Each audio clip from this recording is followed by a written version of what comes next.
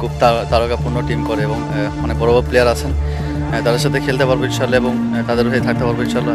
It's a proud feel. সর্বনাশ, এ কি করলো সাব্বির রহমান? দেশ ছেড়ে যোগ দিলেন স্কটল্যান্ডের জাতীয় ক্রিকেট দলে। দর্শক, ভিডিওটি না টেনে বিস্তারিত জানুন পুরো ভিডিও জুড়ে।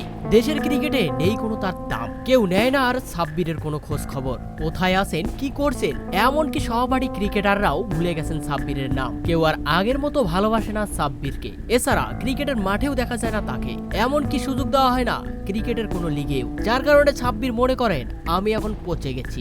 দেশের জন্য যে একসময় লড়াই করতাম তার আর দাম নেই কোনো আমার। এমনকি বিপিএল এর মতো লিগেও আমাকে সুযোগ দেওয়া হয় না। যদি সুযোগ দেওয়া হতো তাহলে অবশ্যই আমি আমার সেরাটা দিয়ে চেষ্টা করে জাতীয় দলে ফেরার জন্য মরিয়া হয়ে আছি, কিন্তু তা না করে বিসিবি আমাকে কোনো সুযোগই দেয় না। তাই যে দেশ আমাকে কোনো দামই দেয় না সে দেশে কেন আমি পচে থাকবো?